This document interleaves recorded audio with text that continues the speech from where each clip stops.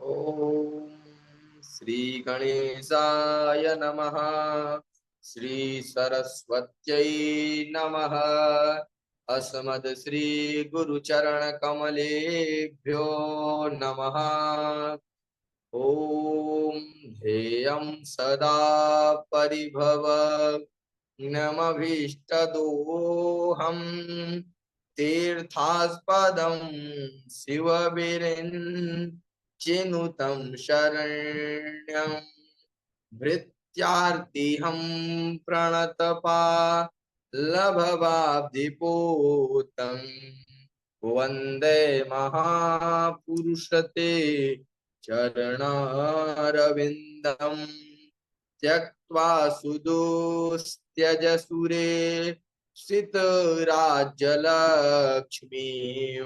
धर्मिष्ठयार्यवचसा यदगदरण्यम् मायामृगं दयितये क्षितवन्वधावत् वन्दे महापुरुषते चरणारविन्दं नारायणं नमस्कृत्यं नरं चैव नरोत्तमं देवीं सरस्वतीं व्यासं ततो जयमुदीरयेत अज्ञानतिमिरान्धस्य ज्ञानाञ्जनशलाकया चक्षुरन्मीलितं येन तस्मै श्रीगुरवे नमः। वसुदेवसुतं देव कंसचारूढमर्दनं देवकी परमानन्दं कृष्णं वन्दे जगद्गुरुं मूकं करोति वाचालं पंगुलं झयते गिरि यत्कृपातमहं वन्दे परमानन्दमाधवम्। बोलो श्री वेद व्यास भगवान की जय। परिपूर्णतम परात्पर परब्रह्म परमात्मा आप्तकाम पूर्णकाम परम निष्काम आत्माराम सकल जन मनोभिराम सकल जन हृदयाभिराम लोकलोचनाभिराम कोटिमन्मथाभिराम नील श्याम शोभाधाम सुषमा धाम परब्रह्म परम धाम परम पवित्र परम विचित्र शंकर मानस पुंडरीक सच्चिदानंद आनंद कंद श्री कृष्ण चंद्र भगवान के श्री चरणों में हम सब कोटि कोटि प्रणाम निवेदित करते हैं। ओम। तो आज हम लोग कथा को पंचम स्कंद से प्रारंभ करेंगे, जहां पर भगवान चतुर्थ चतुर्थ स्कंद से उसके बाद जहां पर ध्रुव जी के वंशजों का वर्णन है।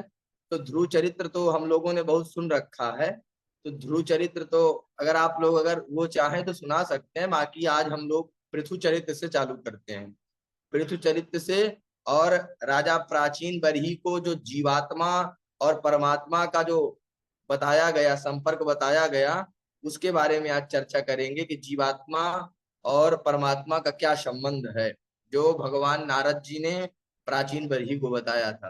तो एक तो अपना पुरंजनोपाख्यान और पृथु चरित्र और सनक सनंदन सनातन कुमार जी के द्वारा दिया गया हुआ उपदेश। और इसके बाद समय रहता है तो फिर हम लोग गजेंद्र मोक्ष की कथा को सुनेंगे। एक मिनट थोड़ा सा प्रॉब्लम आ रही है।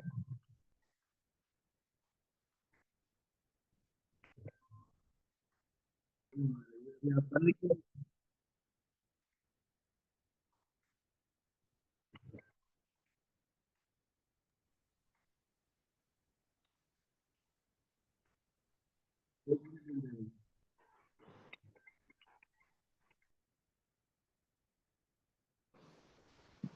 तो आज हम लोग पृथु चरित्र से कथा को प्रारंभ करेंगे, जहाँ ध्रुव जी के वंशजों की चर्चा है। अगर समय रहा तो हम लोग गजेंद्र मोक्ष की भी कथा भी श्रवण करेंगे। तो ध्रुव जी महाराज के वंश में, जैसे उनके वंश में आगे चल करके परम धर्मात्मा एक राजा हुए जिनका नाम अंग था। ये बहुत बड़े, बहुत ही धर्मात्मा राजा थे। और उनका विवाह जो हुआ था वो मृत्यु की, उनकी पत्नी का नाम था सुनीता देवी। और उनके बाद उनका एक पुत्र हुआ, उनका उसका नाम वेन था। और वो एकदम नास्तिक था, बिल्कुल नास्तिक था। और जब उसने अत्याचार करना शुरू किया तो उसके पिताजी ही परेशान हो गए और उसको छोड़ करके, राज्य छोड़ करके वन में भाग गए कि अब इसका सामना हम नहीं कर पाएंगे। उसके बाद वो राजा बेन जबरदस्ती राजा बन गया, प्रजा के उसमें राजा बन गया। तो राजा बनते ही उसने सबसे पहले जो था, तो उसका सबसे पहला प्रस्ताव था, न यष्टव्यम न दातव्यम न होतव्यम द्विजः क्वचित इति न्यवारयत् धर्म भेरी घोषेण सर्वशा। बेन ने उद्घोष किया कि आज के बाद न कोई यज्ञ करे, न हवन करे, न पूजन करे, न भजन करे। उसने सीधा सीधा मना कर दिया, न आज से कोई यज्ञ करेगा, न पूजन करेगा, न हवन करेगा, न ब्राह्मण भोजन कराएगा। सारी चीजों पर उसने, एकदम नास्तिक था, उसने सारी चीजों पर पाबंद लगा दिया। बोला कि अब आज से न संतों का भंडारा होगा, सब बंद बिल्कुल। यदि करना, बहुत आपकी इच्छा हो अगर करने की, तो उसने कहा यदि करना हो तो जो कुछ भी करो मेरे नाम से करो। हवन करना है तो विनाय स्वाहा कहो, और अगर ब्राह्मण भोजन या कुछ भी कराना है तो सब मेरे नाम से करो। उसका सीधा था। संतों ने समझाया कि देखो भाई, ऐसा नहीं करना चाहिए, आप भगवान यज्ञ पुरुष भगवान नारायण की आप उपेक्षा कर रहे हैं, उनका अनादर कर रहे हैं, आपको ऐसा नहीं करना चाहिए। तो संतों को ही गालियां देना शुरू कर दिया। बालिशायद बालिशावत यूयम वा अधर्मे धर्म मानिनः ए वृत्तिदम पतिम हित्वा जारम पतिमुपासते। बेन बोला, तुम लोगों ने अधर्म को धर्म मान रखा है। महात्माओं को समझा रहा है कि आप लोगों ने अधर्म को धर्म मान रखा है। तुम मूर्ख हो। सभी महात्माओं को कहता है तुम मूर्ख हो। अरे महात्माओं, तुम सबने भगवान को कभी देखा है? जो आज आज के ही उसमें का समझ लीजिए चल रहा है। तो बेन कहता है क्या तुम लोगों ने भगवान को कभी देखा है? शकल सूरत जिसकी देखी नहीं, जिस उसके पीछे तुम दीवाने वाले पागलों की तरह डोलते हो। क्या तुमने कभी उस परमात्मा को देखा है कि उसका आकार कैसा है, उसका स्वरूप कैसा है? क्या तुमने देखा है? अरे परमात्मा, जो परमात्मा तुम्हारे प्रत्यक्ष बैठा है, कहता है मैं जो तुम्हारे सामने प्रत्यक्ष बैठा हूं, तुम उसका अनादर करते हो। तुम्हें पता नहीं कि राजा भगवान के स्वरूप माना जाता है। महात्माओं को समझा रहा है कि जो तुम्हें दिखाई नहीं देता उसको तुम खूब पूजा करते हो। और मैं भगवान हूं और मैं तुम्हारे सामने बैठा हूं, तुम मेरा अनादर करते हो। ब्रह्मांड भर के जितने देवी देवता होते हैं और सुने जाते हैं, वह सब चलते फिरते राजा के रोम रोम में होते हैं। बेन ने महात्माओं को समझाया कि जितने भी ब्रह्मांड में देवता होते हैं वो सब राजा के रोम रोम में होते हैं। देहे भवंत निपति सर्वदेव मयो नृप। राजा समस्त वेदों का, देवों का रूप है, इसलिए मेरी पूजा करो। महात्माओं को क्रोध आ गया। महात्माओं ने पहले बहुत समझाया कि भाई किसी तरह मान जाए तो काम हो जाए। अब जब नहीं माना तो एकदम समझा बुझा के बिल्कुल जब हार गए और जब गालियां देते देखते नहीं थका, तो कहते हैं हन्यताम हंत हन्यतामीशा पापा प्रकृति दारुण। क्रोध में आकर संतों ने जो हुंकार भरी, ध्वनि को धड़ाक, तो तुरंत हुंकार भरी और उसकी बेन की मृत्यु हो गई। अब बेन जब मर गया, तब संत बड़े चक्कर में पड़ गए कि भाई अब राजा किसे बनाए। संतों को राजनीति से कोई मतलब नहीं, तो अब राजा किसको बनाया जाए। और जब राजनीति पर कुठाराघात होता है, जब राजनीति का वो होने लगता है, तब संत ही आकर के उसे समझाते हैं कि नहीं भाई ऐसी राजनीति करनी चाहिए।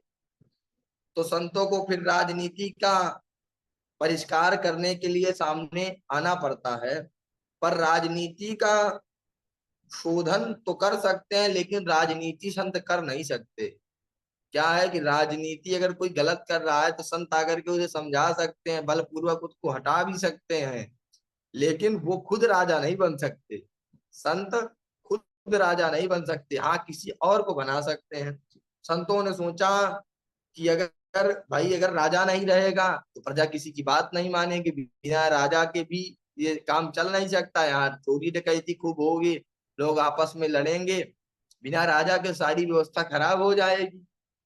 तो संतों ने उसी वेद के 100 का मंथन करना प्रारंभ किया। जब सबसे पहले मंथन किया तो एक निषाद रूप में एकदम काला कलूटा पुरुष प्रकट हुआ। तो संतों से कहता है मैं क्या करूं? तो संत कहते हैं चुपचाप बिल्कुल बैठ जा, एकदम चुपचाप बैठ जा। उसके बाद संतों ने जब दोबारा दाहिने हाथ भुजाओं का मंथन किया, क्योंकि जरूरत थी राजा की, जरूरत थी राजा की, तो उन्होंने भुजाओं का मंथन किया। तो जब भुजाओं का मंथन किया तो भगवान दक्षिणांग से भगवान पृथु महाराज का प्रादुर्भाव हुआ, और उनके उसमें सुंदर भगवान का कमल चिन्ह बना हुआ था। साक्षात प्रभु ही पधारे। पृथु भगवान को भी भगवान के अवतारों में गिनती होती है, तो साक्षात प्रभु ही आए, इसलिए नाम उनका पृथु रखा। सब ने मिलकर महाराज पृथु को चक्रवर्ती की पृथ्वी पदवी प्रदान की, आज से आप राजा हैं। और गद्दी पर बैठाकर जब अभिषेक किया तो सबने जब राजा बनते ही पहले उसके गीत गाए जाते हैं, या उसके बढ़िया बताए जाते हैं कि आपका ऐसा ऐसा, उसके बारे में बहुत बढ़ चढ़ के गाया जाता है। जो बंदी जन होते हैं वो गाया करते हैं। तो पृथु महाराज ने मना कर दिया कि देखो भाई, अभी हमने कुछ किया तो है नहीं है, तुम पहले जय जयकार लगा रहे हो, तो ऐसा मत करो, पहले हमें कुछ करने दो, बाद में वो करना। तो अभी आप ये जयकारा मत वो करो, पहले जय जयकार उसके बाद करते धरते कुछ है नहीं है, तो इसलिए अभी आप ये सब मत करो। अब प्रजा, जो प्रजा थी उस सभी प्रजा एक बार आई पृथु जी के दरबार में, बोले महाराज कुछ कीजिए, हम लोग बहुत परेशान हैं, हम लोग इतना अन्न बोते हैं पृथ्वी पर, हमें कुछ प्राप्त नहीं होता है, पृथ्वी अन्न पैदा ही नहीं हो रहा है। पृथु महाराज ने तुरंत पृथ्वी को आदेश दिया जाकर के, वसुंधरा, पृथु महाराज पृथ्वी को समझाते हैं कि तुम्हारा काम है एक दाना लेकर हजारों में परिवर्तित करके उसे प्रदान करना, मेरी प्रजा को अन्न प्रदान करो। पृथ्वी ने नहीं सुना, पृथ्वी देवी ने पृथु महाराज को नहीं सुना, तो उनको क्रोध आ गया। वसुधे त्वां वधिष्यामि मच्छासन परांगमुखीम, मेरी आज्ञा का अनादर करने वाली वसुधा, पृथु महाराज ने कहा कि तूने हमारी आज्ञा नहीं मानी, तब हम तुझको मार देंगे। सोई जब समझ गई कि पृथु महाराज तो हमें मार देंगे, सोई पृथ्वी तुरंत गौ माता का रूप धारण धारण करके आ गई, और हाथ जोड़कर बोली कि महाराज क्षमा करो, आपके बल पराक्रम को मैं समझ न सकी। मेरा तो स्वभाव है, जब मेरे ऊपर धर्म की ध्वजा लहराती है तो मैं प्रसन्न होकर अपने सारे रत्न प्रकट कर देती हूँ, और जब कोई अधर्म करने लगता है तो मैं उन रत्नों को छुपा लेती हूँ। आपके पिता वेन धर्म पर कुठाराघात करके प्रतिबंध लगा दिया था, उससे मैंने सारे अपने रत्नों को छुपा लिया था। आप साक्षात धर्म रक्षक प्रकट हुए हैं, तो मैं भी गाय बनकर आपके सामने खड़ी हुई हूँ, मेरा दोहन कीजिए। पृथु महाराज ने क्रमशः समस्त तत्वों का दोहन प्रजा से कराया और सुख शांति की व्यवस्था बनाई।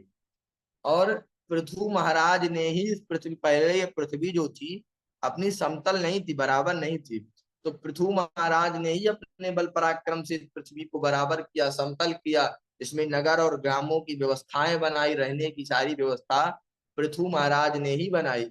इसके पहले पृथ्वी में बड़े बड़े पहाड़, बड़े बड़े वो हुआ करते थे, तो रहने की सुंदर व्यवस्था नहीं थी, खेती करने की व्यवस्था नहीं थी, तब पृथु महाराज ने ही उसकी सारी व्यवस्था बनाई कि ताकि नगर ग्राम बस सके और खेती हो सके। और जब सारे सबको समतल कर दिया, प्रजा में बढ़िया आनंद होने लगा, क्योंकि पृथ्वी अब सब वो करने लगी, सब प्रजा खुशहाल हो गई। तो अब उसके बाद उन्होंने यज्ञ करना चालू कर दिया। प्रथम सम्राट पृथु हैं, जिनके सारी व्यवस्थाएं, और बड़े बड़े यज्ञ करने प्रारंभ किए तो इंद्र की धड़कन तेज हो गई। जैसे ही यज्ञ करना शुरू किया, इंद्र की धड़कन तेज हो गई, शतक क्रतु न हो जाए, और कहीं 100 यज्ञ कर ले तो सिंहासन देना पड़ेगा, क्योंकि नियम था कि जो 100 अश्वमेध यज्ञ कर लेगा वही इंद्र बन जाएगा। इंद्र एक पदवी का नाम है, इंद्र कोई भी बन सकता है।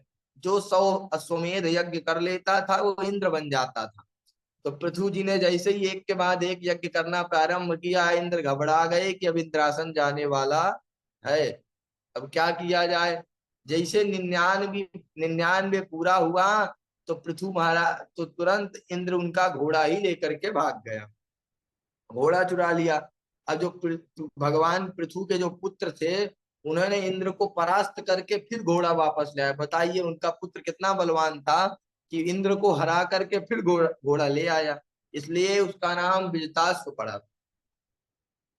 इंद्र फिर से पाखंड का भेष धारण करके फिर से आया।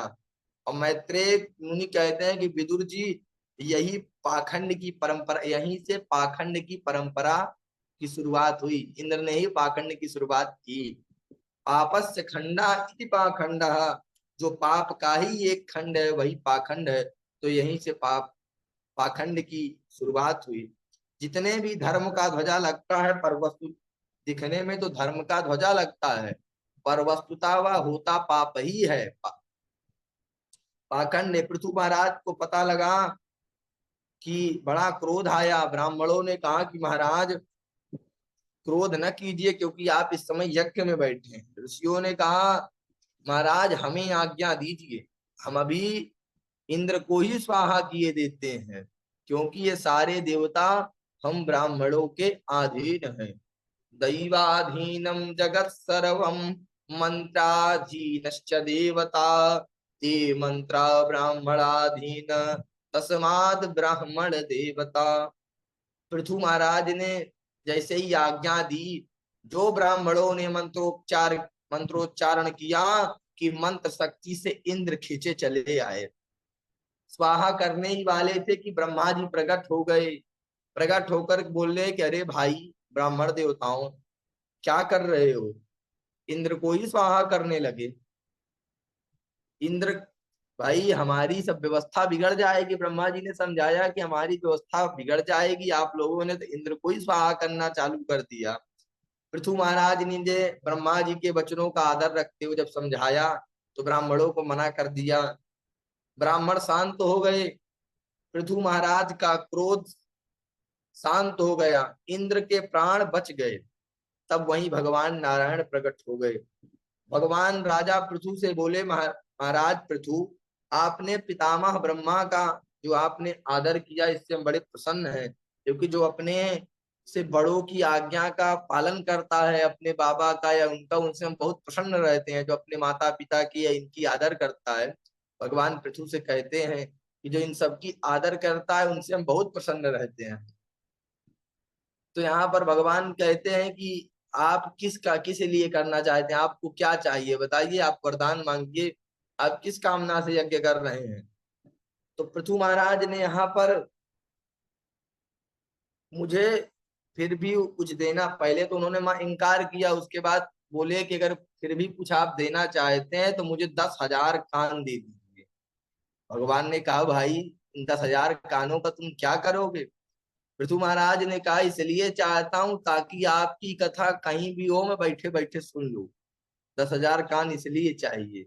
भगवान बड़ी प्रसन्न हुए, बोले कि हमें विश्वास है यदि लक्ष्मी जी से, पृथु महाराज कहते हैं यदि लक्ष्मी जी से कदाचित हमारा विरोध क्यों ही ना हो जाए और आप हमारी ओर रहोगे, क्योंकि मैं आपके स्वभाव को खूब अच्छी तरह से जानता हूं। जितने प्यारे आपको आपके भक्त हैं उतने लक्ष्मी जी नहीं है, इस बात पर ध्यान दीजिए। पृथु महाराज कह रहे हैं कि जितने प्यारे आपको भक्त हैं उतने लक्ष्मी जी आपको प्यारी नहीं है, भले ही वह आपकी प्राण प्रिया है। पृथु महाराज कहते हैं आपके सेवा के लिए कदाचित जगत जननी से विरोध भी हो गया तो आप हमारे इसमें खड़े रहेंगे, हमारे पक्ष में खड़े रहेंगे। पृथु महाराज की दिव्य भावना से बहुत खुश हुए भगवान और अंतर्धान हो गए। तब वहां पर फिर से धर्म की ध्वजा लहराई गई पृथ्वी जी महाराज के द्वारा। मतलब भक्त का पक्ष भगवान लेंगे, कदाचित किसी से भी अगर लेना पड़े तो भगवान लेने के लिए तैयार रहते हैं, बस वो अपना भक्त देखते हैं और किसी संबंध को भगवान मानते नहीं है। कहते हैं उस राजा का ऐश्वर्य क्षीण हो जाता है जो प्रजा में धर्म का उपदेश नहीं देता। ये राजा का कर्तव्य होता है कि धर्म का उपदेश करे, धर्म रक्षा नहीं करता। बड़ा सुंदर उपदेश अपनी प्रजा को दे रहे हैं पृथु महाराज। उसके बाद उनके यहाँ एक बार 4 ऋषियों का प्रागट्य हुआ। 4 ऋषि उनके यहाँ आए, भ्रमण करते करते उन्हीं के यहाँ पर आए। इनका नाम था सनक, सनंदन, सनातन और सनत कुमार। इस सनकादि जब आए तो तुरंत महाराज पृथु ने उनको प्रणाम किया। सारी प्रजा ने उन चारों महापुरुषों का सम्मान किया और पूजन किया। पूजन के बाद पृथु महाराज ने कहा महाराज हमें आपकी कुशलता का प्रश्न तो करना नहीं चाहिए। इस बात तो हम लोगों को ध्यान देना चाहिए कि जब हम लोग अपने से किसी महापुरुष के पास जाएं, संतों के पास जाएं, गुरुजनों के पास जाएं, तो कभी उनकी कुशलता नहीं पूछनी चाहिए।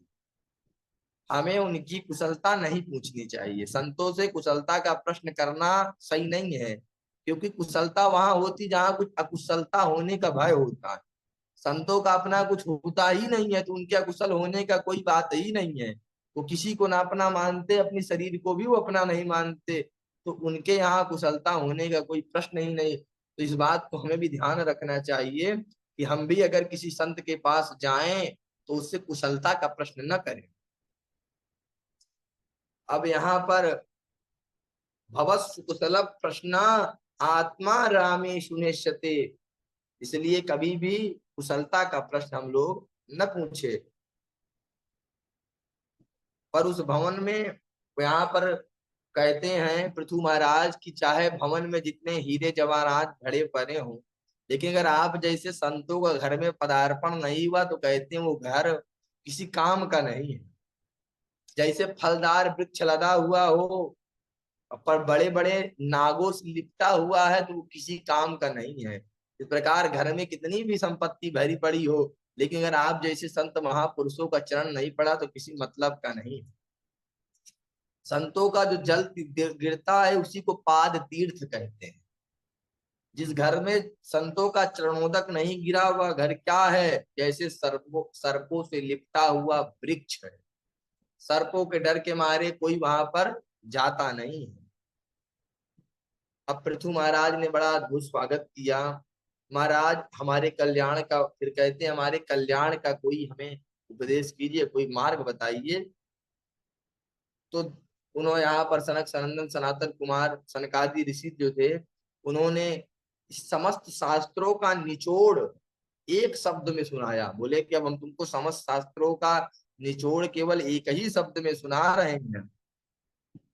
समस्त शास्त्रों का अच्छी तरह से मरने के बाद प्राणी मात्र के कल्याण का एक ही उपाय सुनिश्चित किया गया है कि अनात्म वस्तु, जो भी वस्तु जिस किसी मतलब नहीं है, कहते अनात्म वस्तुओं का असंग होना और अपने आत्म स्वरूप की पहचान करना, यही उसमें प्रीति है। अर्थात अपने स्वरूप को पहचान कर उसी में स्थित रहो। जो अनात्म वस्तुएं, जो बाहर की वस्तुएं हैं, उनसे आसक्ति मत रखो, असंग हो जाओ। थोड़ी देर तनिक और स्पष्ट रूप से देखो। हम और आप जब इस जगत में आए और जन्म लेने से पहले किसी को नहीं जानते थे, कोई हमारा नहीं था। जब हम लोग इस जगत में आए तो कोई भी हमारा नहीं था और हम किसी के नहीं थे, ना हम किसी को जानते थे जब आए थे, ना कोई हमको जानता था। जब घर गर्भ में आए, जैसे अनिच्छित अगर कोई गर्भ में आ जाता है तो कहते हैं माताएं उसे भी गर्भपात करा देती हैं। तो हमारा किसी से कोई संबंध नहीं था, मान लीजिए इच्छा नहीं है तो वो भी गर्भपात करा देती है। धीरे धीरे आसक्ति बढ़ी, शरीर बढ़ा, परिवार, ये परिवार मेरा है, ये मकान मेरा है, दुकान मेरी है, ये हमारे पराये लोग हैं, ये अपने हैं, ये पराये हैं। एक क्षण पहले कोई किसी का नहीं था, जन्म से पहले कोई किसी का नहीं था। हो सकता है गर्भ में, अगर इच्छा नहीं है तो गर्भ में मृत्यु भी करा दी जाती है। तो अभी तक कोई नहीं था, और पैदा होने के बाद ये अपने हैं, ये पराये हैं, ये हमारे रिश्तेदार हैं, ये ऐसे हैं, सब माया आ जाती है। जन्म लेते ही भेद उत्पन्न हो गए, सब अनाथ वस्तुएं हैं। अरे जब शरीर ही हमारा नहीं, ये पंचायती धर्मशाला तो पंचों का है, समस्त आने पर ये पंचायत, समय आने पर ये पंचायती धर्मशाला हमसे, हाँ, पंचायती धर्मशाला से हमको बाहर निकाल दिया जाएगा। ये पंचायती धर्मशाला है। जब तक आप प्रेम से रहिए, और जब पंचों की, आप पंचों को आपको नहीं रखना तो आपको भगा देंगे, अगर आप आराम से चले गए तो, नहीं तो जबरदस्ती आपको भगा देंगे। मैं के नाम पर इस शरीर को मान लिया गया, मैं मेरा हो गया, मैं कमजोर हो गया आदि, जो मैं मतलब ये शरीर को मान लिया, और मेरा ये शरीर के नातों को मान लिया, मैं और मेरा। ये माता जी हैं, पिताजी हैं, भैया है, ये बहन है, ये फूफा है, मामा जी आदि, जो इस शरीर के नाते हैं, उन्हें हमने मेरा मान लिया। यही माया का बखेड़ा है। कहते हैं अनात्म वस्तुओं से इस सब चीजों का धीरे धीरे से माया लपेटती है। जन्म लेने के बाद माता पिता से आसक्ति, फिर धीरे धीरे बड़ा हुआ तो परिजनों का विस्तार हुआ, और बड़ा होने पर जब विवाह हो गया, जब माता पिता से भी अब ढीले हो जाते हैं, माता पिता से भी प्रीति नहीं रहती है। अब जो आसक्ति थी वह पत्नी में हो गई। ऐसे कैसे ऐसे करते करते जीव बंधन में बनता चला जाता है, वास्तविक स्वरूप है उसे नहीं पहचान पाता। इस प्रकार बहुत दिव्योपदेश दिया, आदि आदि उपदेश देकर के सनकादियों ने पृथु महाराज को दिया। और उसके बाद जब वो जाने लगे तो पृथु महाराज ने कहा, महाराज ये बताइए कि भाई कोई अगर किसी से कोई वस्तु लेता है तो उसके बदले में कुछ देता है। आपने हमको उपदेश दिया तो हमारा भी अब कर्तव्य बनता है कि हम आपको कुछ दें। तो अब हम आपको क्या दें, यही हम सोच रहे हैं।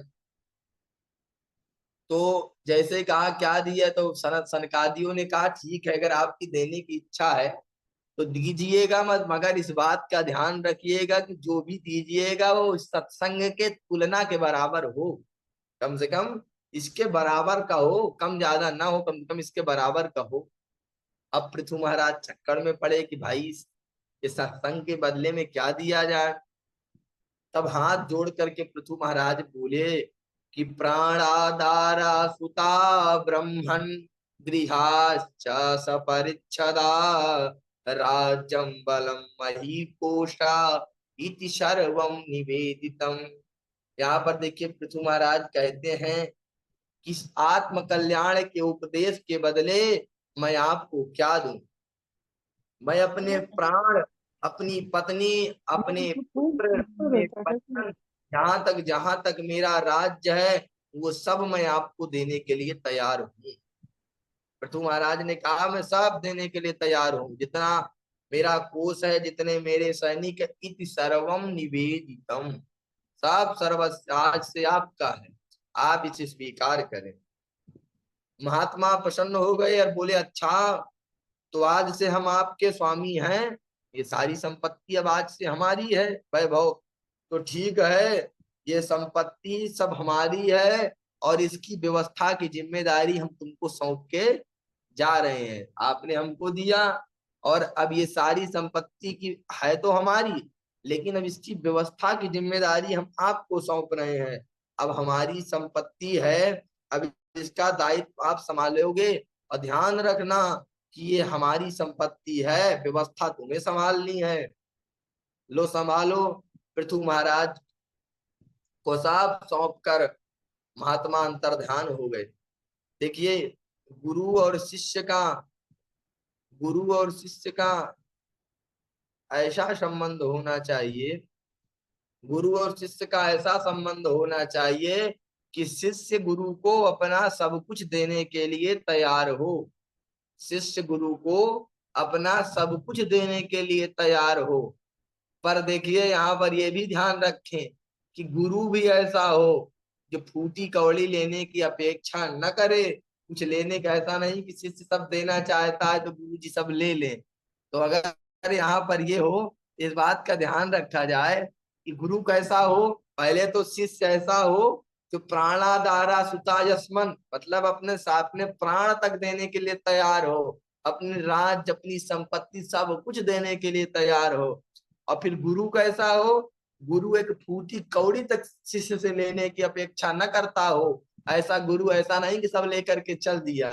तो सनकादियों ने बताया कि ठीक है, आज से आपने दे दिया तो इस बात का आपको ध्यान रहे कि आज से ये संपत्ति हमारी है, और आज से हम आपको इसका उत्तरदायित्व वो कहते हैं कि आज से आप इसको संभालो।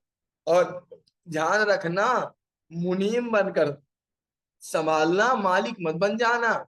इसको संभालना लेकिन मुनीम बन करके संभालना, मालिक मत बनना।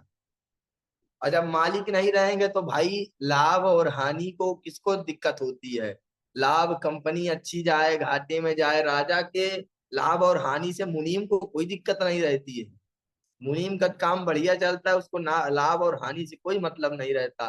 तो यहाँ पर उनको कहा कि अब आप इस व्यवस्था को संभालेंगे।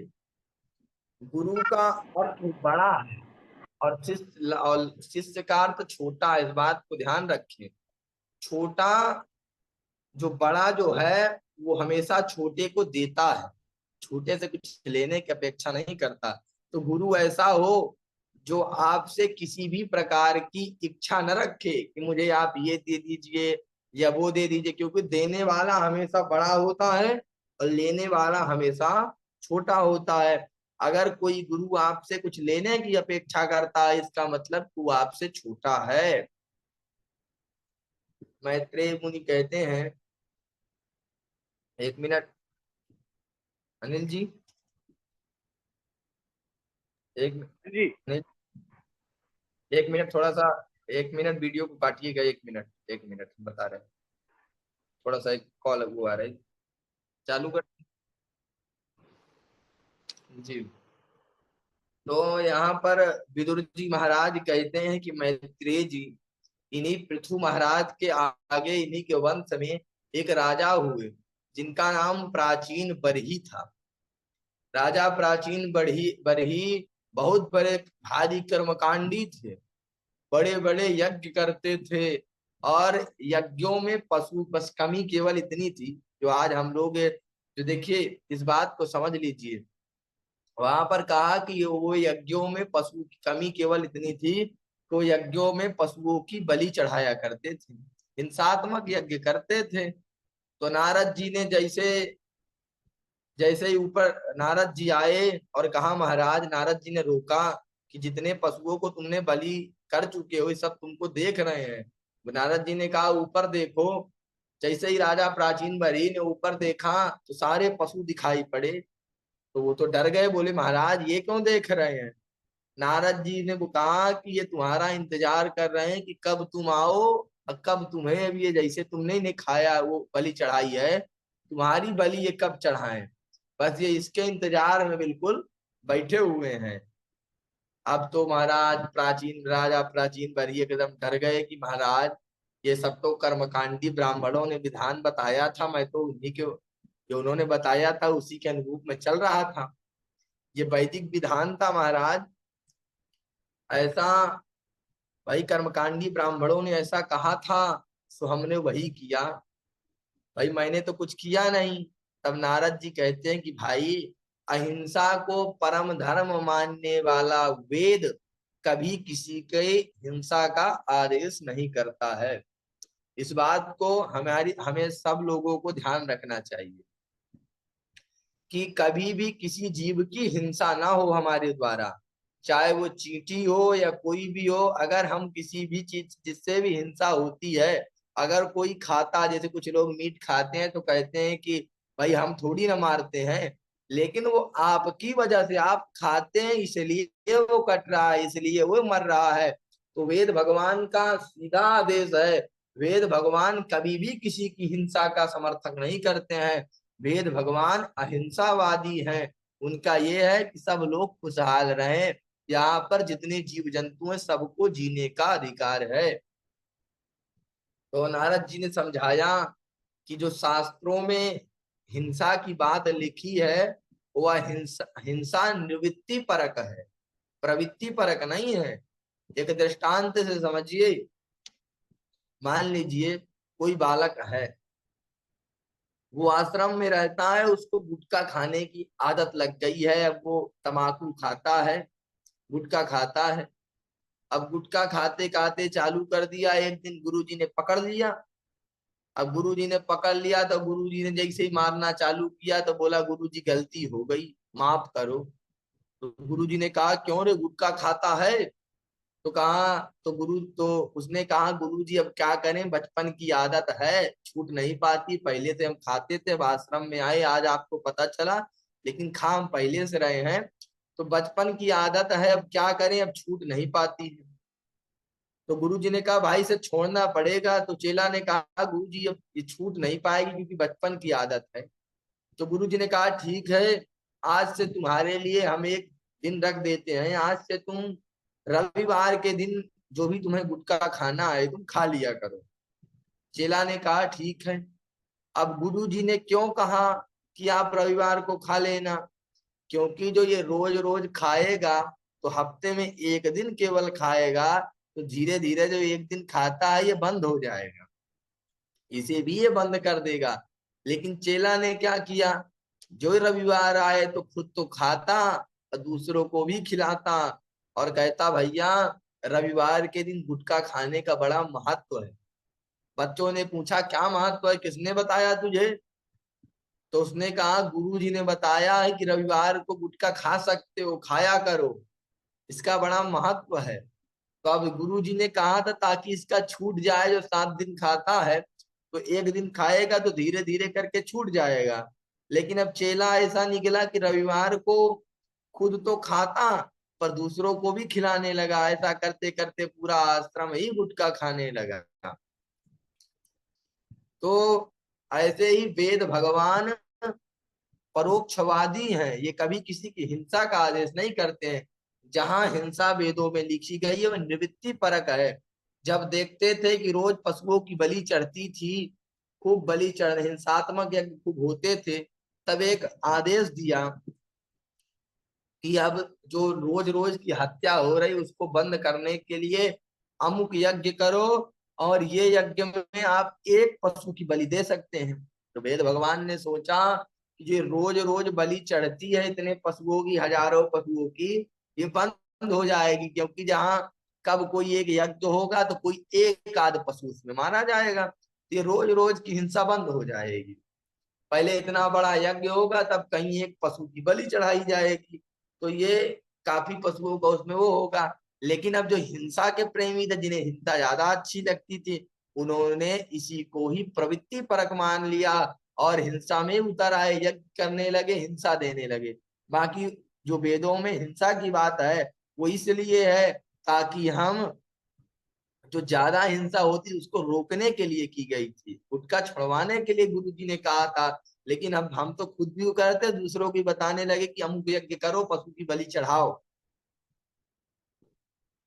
अब देखिए यहाँ पर क्या है कि जो लोग पूरा नहीं पढ़ते हैं, सर्वोपांग किसी भी चीज को पूरा न पढ़ करके किसी एक चीज को पकड़ लेना कि यहाँ इस चीज में ऐसा लिखा है।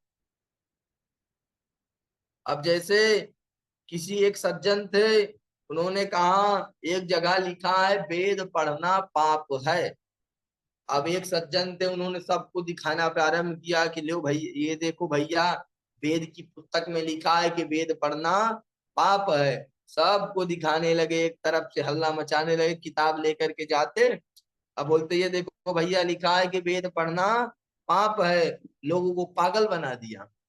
अब एक समझदार व्यक्ति के पास जब आया तो उस समझदार व्यक्ति ने कहा भाई ऐसा लिखा तो हो नहीं सकता।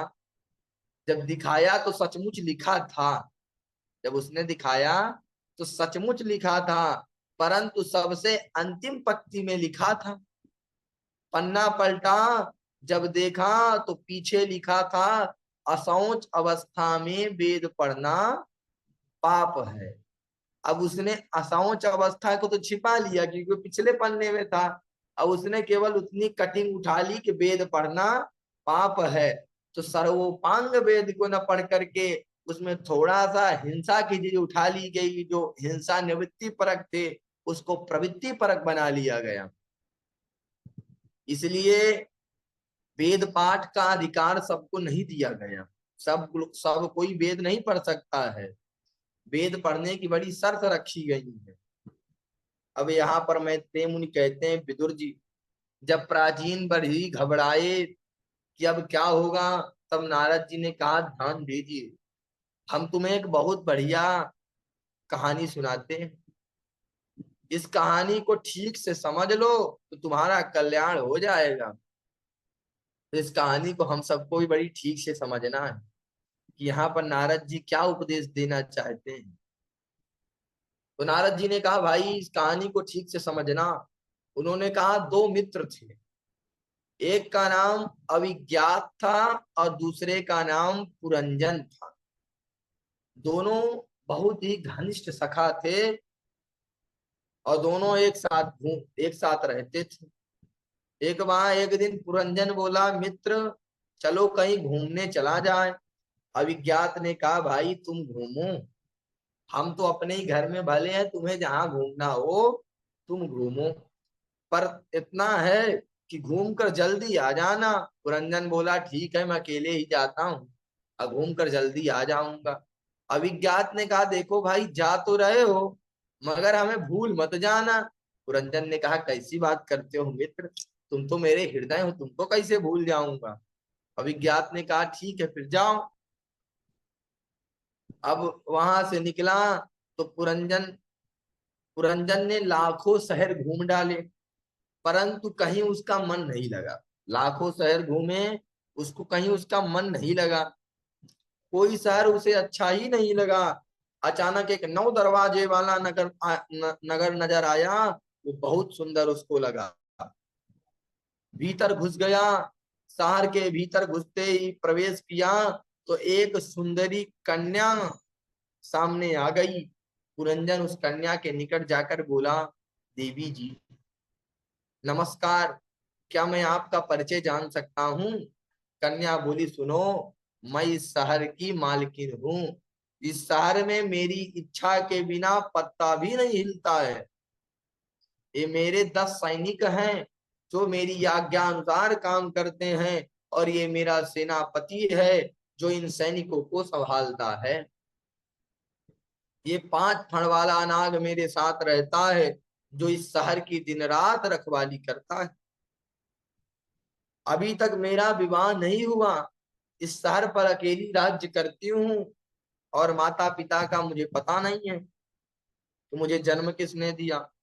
अब पुरंजन को लगा कि ये बहुत बड़ी मालकिन है। पुरंजन बोला देवी विवाह तो हमारा भी नहीं हुआ।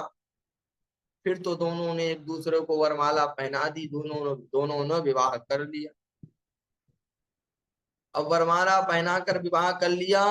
अब पुरंजन पुरंजन अपनी पत्नी पुरंजनी से धीरे धीरे इतना आसक्त होता चला गया कि पुरंजनी रोवे तो पुरंजन रोवे, पुरंजनी हंसे तो पुरंजन हंसे, पुरंजनी गावे तो पुरंजन गावे, पुरंजनी नाचे तो पुरंजन नाचे। अब कीड़ा मृग की तरह पुरंजन पुरंजनी के संकटों पर नाचने लगा। एक दिन की बात, एक जरा नाम की कन्या जो जिस पुरुष से विवाह करती वही उसे छोड़कर भाग जाता। एक दिन चंडवेग नामक राजा के पास जाकर बोली महाराज मैं संसार में बड़ी पीड़ित हूँ, कोई मुझे स्वीकार नहीं करता।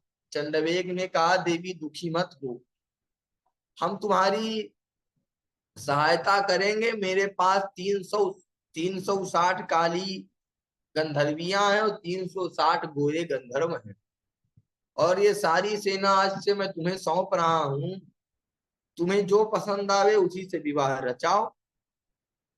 अब सारी सेना, अब यदि कोई भागे तो ये जो सैनिक हैं ये पकड़ करके इसे तुम्हारे हवाले कर देंगे, अब जो तुम्हें पसंद आवे तुम बस उसी से शादी करो। और ये मेरा छोटा भाई प्रज्वार है, इसे भी अपने साथ रखो, मैं तुम्हें अपने बहन बनाए लेता हूँ। परद्वारो यम मम भ्राता तुम चमे भगनी भव, तुम मेरी बहन हो। अब तो जरा देवी प्रसन्न हो गई। वह सारी सेना लेकर जब घूमने निकली तो उसकी दृष्टि पुरंजन पर पड़ गई। पुरंजन को पाने की प्रयत्न में पुरी में प्रवेश करने लगी। पुरंजन को पुरी में जो 10-10-11 सैनिक थे उनको मार दिया। पहले तो उन्होंने खूब विरोध किया, लेकिन जब मार दिया, नहीं रोका, तो सैनिकों ने हमला बोल दिया। पुरंजन महलों में सोए पड़े हैं, उन्हें पता ही नहीं कि शहर पर हमला हो गया, कुछ भी पता नहीं है। परंतु इतना भयंकर युद्ध हुआ कि पुरंजन के जो 10-12 सैनिक थे सब मारे गए। 5 फण वाला नाग भी घायल होकर भाग गया। महलों में घुसकर जरा देवी ने पुरंजन को बंदी बना दिया। अब पुरंजन रोया कि हाय हाय, मेरी मेरे बिना मेरी पुरंजनी कैसी रहेगी। वह तो मेरे बिना पानी भी नहीं पीती है। रोते रोते पुरंजनी के प्रेम में पुरंजन ने प्राण ही त्याग बैठा। शास्त्र का नियम है, अंते मति सहगति ही, मरते समय जिसका ध्यान करोगे, चिंतन करोगे, अगले जन्म में वही बनोगे। अगर फोटो खींच रही हो तो चेहरा संभाल लेना चाहिए, क्योंकि जैसी आप फोटो तो खींच गई, तो इसी समय अंतिम समय में हर व्यक्ति को जब उसका अंतिम समय आए, अगर उसने उस समय अपना चिंतन संभाल लिया तो ठीक है। और अंतिम समय में जिस व्यक्ति जिस वस्तु जहां उसकी चिंतन जाएगा, अगले जन्म में वही कारण बनेगा। तो इसलिए अंतिम जो क्षण आता है उसे बहुत ध्यान देना चाहिए उस समय। अब तो अगले जन्म का कारण वही बनेगा। अब उसने स्त्री का चिंतन किया, पुरंजनी का चिंतन किया, तो अगले जन्म में स्त्री बनी। तो स्त्री बनकर जैसे ही बड़ा पैदा हुआ, बड़ा हुआ, बड़े होने पर मलयध्वज नाम के राजा से इसकी शादी हुई, संतानें हुई। और एक दिन आया कि इसके पति मलयध्वज चले गए, तो जो आज का पुरंजन था वह कल का मलयध्वज की पतिव्रता पत्नी बनकर सती होने के लिए बैठा। जहां सती होने के लिए चिता में बैठी तो उसका पुराना मित्र अभिज्ञात आ गया और कहा, ब्राह्मण भेद बनाकर वो आया था कि हमारा मित्र आज तो सती होने जा रहा है। जैसे देखा बोला आज तो हमारा मित्र सती होने जा रहा है। अभिज्ञात ने तो पहचान लिया पर पुरंजन नहीं पहचान पाया कि हमारा पुराना मित्र है। अभिज्ञात ने लगा आवाज लगाई, क्यों भैया, हमें भूल गए क्या? कैसे हो, किसके साथ सती हो रहे हो? पुरन यहाँ पर पुरंजन बोला, स्त्री रूप पुरंजन बोला, तुम कौन हो? तुम्हें शर्म नहीं आती है? मुझे मित्र बोलते हो? अरे, मैं एक प्रतिव्रता स्त्री हूँ, पति को गोद में लिए सती होने बैठी हूँ, तू मुझको अपना मित्र कह रहा है? मैंने अपने पति के अतिरिक्त किसी को मित्र नहीं बनाया, कौन है तू? ब्राह्मण बना। अभिज्ञात हंसने लगा, वाह भैया, तुम तो पूरे पतिव्रता बने बैठे हो और मुझे बिल्कुल भूल गए। मैं तुम्हारा पुराना मित्र विज्ञात हूँ, याद कर, हम और तुम कैसे मानसरोवर में हंस बनकर रहते थे, कैसे आनंद के साथ रहते थे। क्या तू तो घूमने निकला, हमको बिल्कुल ही भूल गया? घूमते घूमते मैं भूल ही गया। बचपन की जब कई घटनाओं को याद दिलाया तब पुरंजन को ध्यान आया और स्मरण आया, तो अभिज्ञात को पहचान गया। दोनों मित्र मिले, गले मिले और साथ में फिर से चले गए। सारा प्रपंच छोड़ करके अपने घर में जाकर विश्राम करने लगे। देवर्षि नारद कहते हैं, महाराज प्राचीन वरी कथा समझ में आई? प्राचीन वरी बोले, महाराज कथा तो बहुत अच्छी थी पर समझ में नहीं आई। तो यहाँ पर नारद जी कहते हैं, महाराज तनिक समझाइए। प्राचीन वरी कहते हैं, तनिक समझाइए हम। नारद जी ने इस रहस्य को समझाया, देखो, जीवात्मा और परमात्मा दोनों शाश्वत सखा हैं। आज हम लोग जान लें कि जीवात्मा और परमात्मा में क्या भेद है। हम में और परमात्मा में क्या भेद है? तो नारद जी कहते हैं जीवात्मा और परमात्मा दोनों शाश्वत सखा हैं। जीवात्मा का नाम पुरंजन है, परमात्मा का नाम अविज्ञात है। पुरंजन मतलब पुरम जनयति इति पुरंजनः, ये जीव कर्मानुसार अनेक पुरियों में जाता है। एक बार जीवात्मा परमात्मा से बोला कि मैं घूमना चाहता हूँ। भगवान बोले बेटा प्रेम से घूमो पर हमें मत भूल जाना। अब पुरंजन बोला प्रभु आपको कैसे भूल पाऊंगा, आप तो मेरे अभिन्न हृदय हैं। भगवान ने कहा ठीक है बेटा जाओ घूमो। उसने कहा मैं विश्वास पूर्वक वचन देता हूँ महाराज आपको नहीं भूलूंगा, आप तो अभिन्न हृदय हो। पुरंजन गया और घूमते घूमते जीवात्मा लाखों शहर घूम डाले। ये लाखों शहर कौन है? पूरे 84 लाख योनिया, चींटी बने, मच्छर बने, सब छोटे छोटे शहर हैं। हाथी बने, घोड़े बने, बड़े बड़े शहर हैं। और ये सब मिलाकर 84 लाख हैं। इन शहरों में घूमते घूमते जहां 9 दरवाजों की नगरी मिलती है तो ये शहर सबसे अच्छा लगा। इन 9 दरवाजों की पूरी ही मानव शरीर है और इस शहर को देखते ही मन खुश हो गया। गोस्वामी जी लिखते हैं बड़े भाग्यमान सतन पावा, सुर दुर्लभ सद ग्रंथ निगावा, साधन धाम मोक्षकारी द्वारा, पाई न जेहि पर लोक समारा। ये सबसे सुंदर शहर है।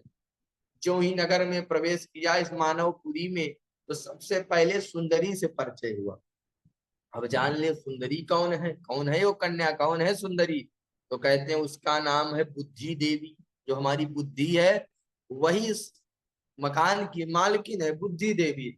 इस पूरी शहर में इसी देवी का चलावा चलता है।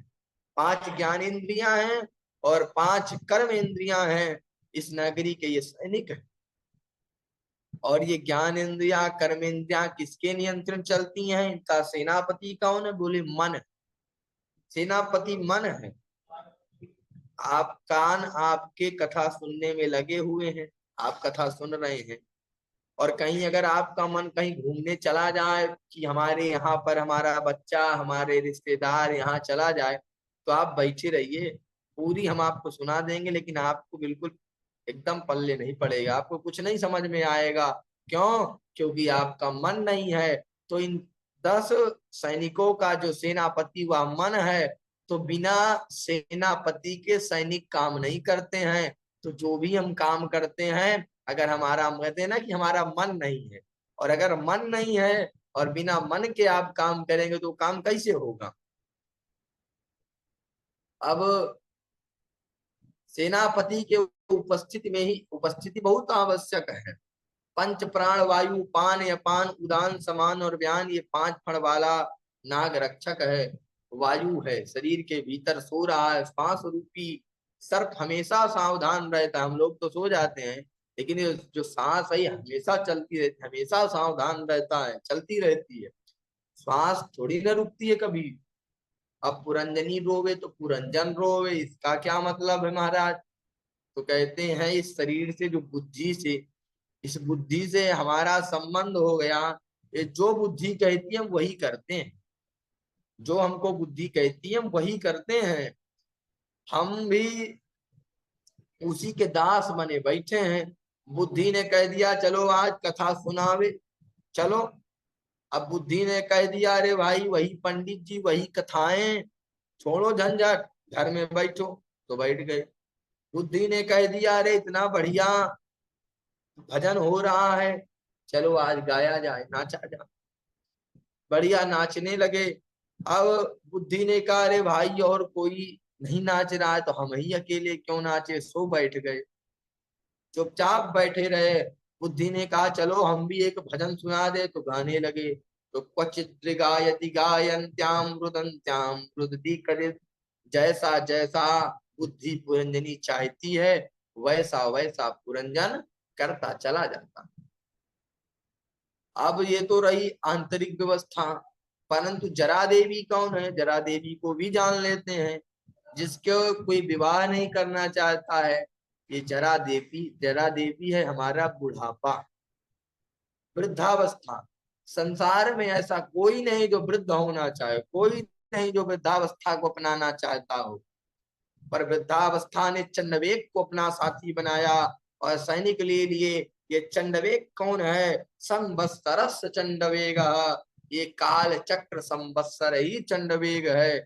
इसने कहा मेरे सैनिक तुम्हारे साथ हैं तो 360 काले, 360 गोरे, अर्थात 360 दिन और 360 रात। गोरे गोरे सैनिक दिन हैं और काली काली रात्रियां गंधर्वियां हैं। और इन सब सैनिकों के सहयोग से वृद्धावस्था रूपी जरा देवी हम समस्त मानवों की पुरी पे हमला करती है। आक्रमण बोल दिया। पुरंजन सोते रह गए, पता ही नहीं चला कि कब इस शहर पर आक्रमण हो गया। उसी प्रकार हम भी इस शहर में सोते हुए रह जाते हैं, पता ही नहीं चलता कि कब वृद्धावस्था आ गई। आपको बहुत सी तारीखें याद होगी, हम उस तारीख में पैदा हुए, अमुक तारीख को विवाह हुआ, अमुक तारीख को बच्चा हुआ। लेकिन किसी से पूछा जाए कि भाई कि आप वृद्ध किस तारीख को हुए, तो कोई नहीं बता पाएगा, क्योंकि ये पता ही नहीं चलता। अब जरा देवी जबरदस्ती पुनरपि जन्मम पुनरपि मरणम, हर एक शहर से दूसरे शहर हम घूमते रहते हैं, भ्रमण करते चले जाते हैं। अब भटकना कब बंद होगा?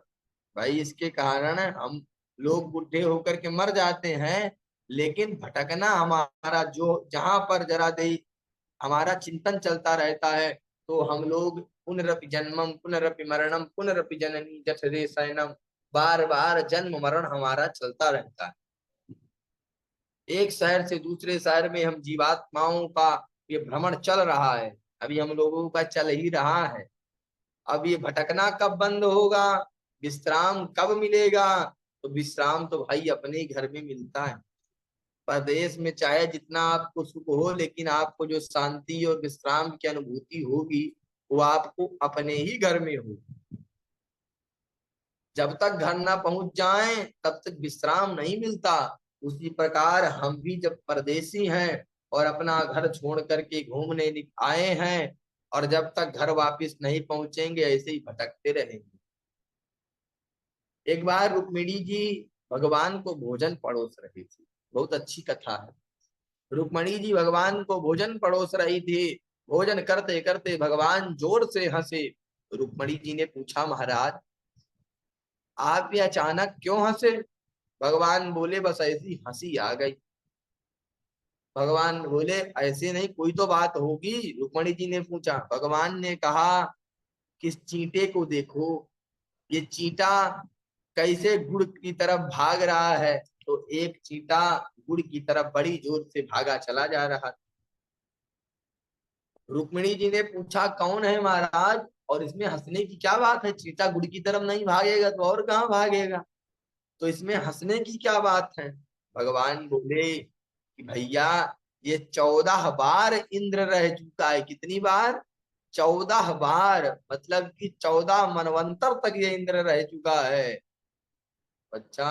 अब बोले भोगों के साम्राज्य मेरा भाई इंद्र था, देवताओं का राजा बन के रहता था। स्वर्ग बताइए, जिस स्वर्ग की लोग पाने की कल्पना करते हैं, उस स्वर्ग का ये राजा था। और इतना भोग किया, और उस भोग के बाद आज देखो ये चींटा बना गुड़ की तरफ भाग रहा है। इसलिए हंसी आ गई कि कैसा कैसा जीव का प्रारब्ध है, कभी ऊपर कभी नीचे। गाड़ी के पहिए की तरह ऊपर नीचे ये जीव की स्थिति है। तो आखिर में ये चक्र कब समाप्त होगा? कब अपने घर पहुंचेंगे? जब पुराना मित्र विज्ञात ब्राह्मण बनकर आया, जब किसी ने हाथ पकड़कर समझाया कि मैं तेरा मित्र, मुझे पहचान। पुरंजन तो पहचानने से मना कर रहा था, परंतु अभिज्ञात ने पीछे पकड़कर जान पहचान निकाल ली। जहां पहचान हुई कि सारा प्रपंच छूट गया, अपने मित्र के साथ चला गया। ऐसे ही जीव पर भगवान खूब द्रवीभूत होते हैं। जिस जीव पर भगवान बहुत प्रसन्न होते हैं कि चलो अब अपने घर से बुलाया जाए, तब प्रभु प्रसन्नता पूर्वक उस जीव के सम्मुख सदगुरु रूप में उपस्थित होते हैं। परमात्मा कभी प्रकट होकर के ये नहीं कहता कि मैं भगवान हूँ। वो हमेशा किसी सदगुरु के रूप में हमारे सामने आकर के हमें उपदेश करता है और हमें पिछली बातें याद दिलाता है। स्वयं सदगुरु के रूप में हमें आत्मबोध कराता है। माया के वो पुजारी, आगे की कुछ खबर है, इस घर से और बढ़कर एक दूसरा भी घर है। कितनी अच्छी बात कही गई। बोले माया के वो पुजारी, आगे की कुछ खबर है, इस घर से और बढ़कर एक दूसरा भी घर है। ईंट पत्थर के मकानों को घर बनाए क्यों बैठे हो? अरे जिस घर में घूमने निकला था उस घर को बिल्कुल भूल गया। जब तक सतगुरु सतगुरु आत्मबोध नहीं कराता है तब जीवात्मा उस परम तत्व को समझ सका। इसलिए सतगुरु भगवान कौन है? बोले कृपा की मूर्ति परमात्मा ही हमारे सामने सदगुरु के रूप में उपस्थित होते हैं। तो सदगुरु भगवान कौन है? परमात्मा का ही एक अंश है। परमात्मा ही आकर के हमें उपदेश करते हैं। भाई एक सिंह था, तो सिंह क्या किया कि सिंह बच्चेपन से ही भेड़ों के साथ रहना चालू कर दिया।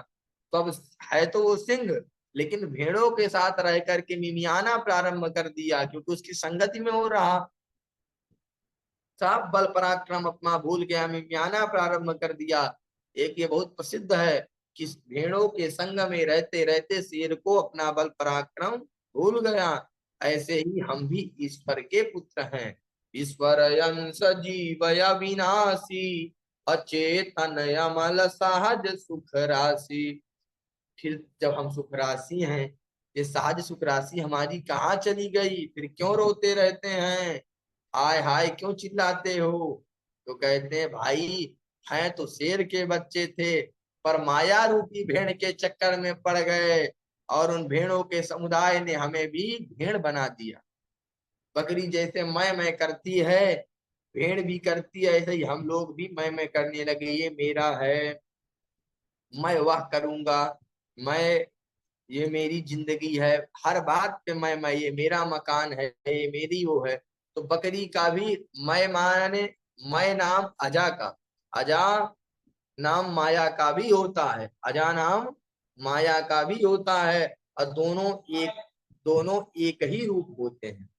बकरी का भी गला कटता है और माया का भी गला मृत्यु का ग्रास बनती है। सजाती सिंह वन का राजा।